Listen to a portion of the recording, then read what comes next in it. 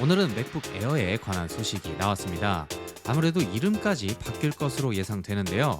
이런 징조를 봤을 때 앞으로 맥북 에어에 관한 뉴스가 많이 생산될 걸로 보입니다. 그 외에 아이폰 관련된 소식도 있으니 영상 시청하시기 전에 구독 한번 눌러주시고 이 영상에 좋아요도 한 번씩 눌러주세요.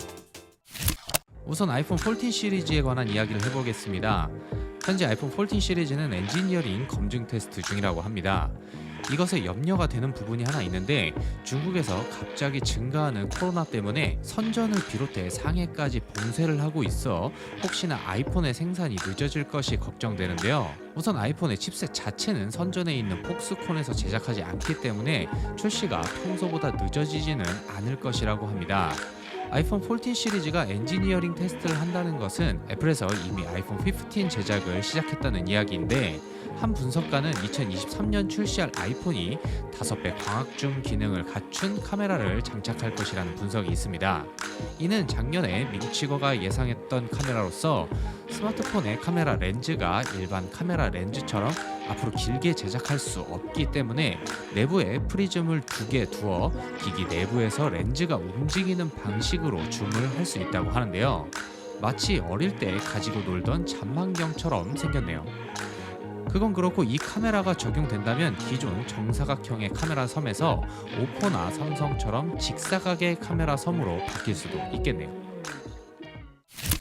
얼마 전 디스플레이 전문가인 로스 영이 2023년 15인치의 맥북 에어 출시를 예상한 적이 있습니다.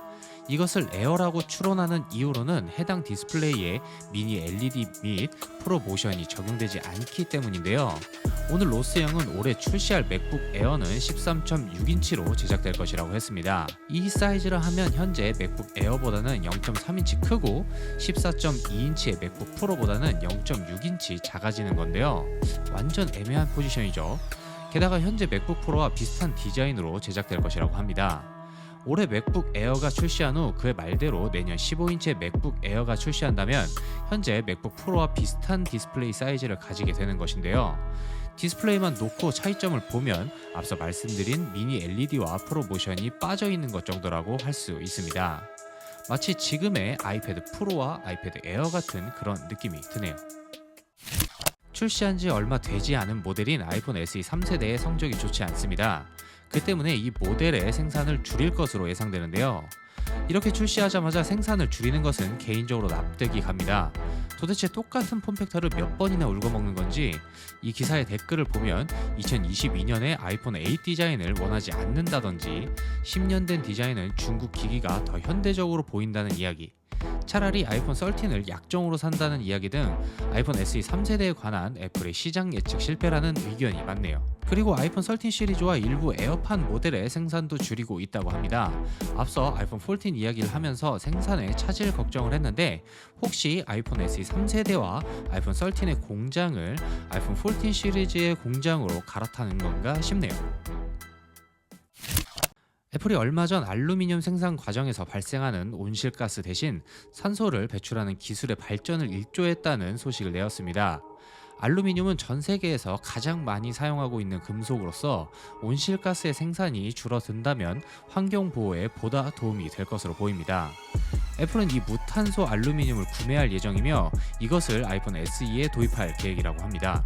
그리고 재생에너지 관련 개발을 민간 기업 중 최대 규모로 운영하고 있는데 덴마크 비보르 지역에 위치한 애플의 데이터 센터가 세계 최대 규모의 육상 풍력 터빈에서 생산되는 에너지를 사용하고 남는 잉여 에너지는 다시 덴마크 전력망으로 제공된다고 하는데요. 그래요, 풍력 터빈도 좋고 무탄소 알루미늄도 좋은데 하루빨리 라이트닝 케이블을 없애고 C타입으로 가는 것도 환경에 도움이 될 것 같습니다. 오늘도 애플 관련 소식을 알아봤습니다. 저는 다른 소식보다 마지막 애플의 환경 보호에 관한 소식이 눈에 들어왔습니다.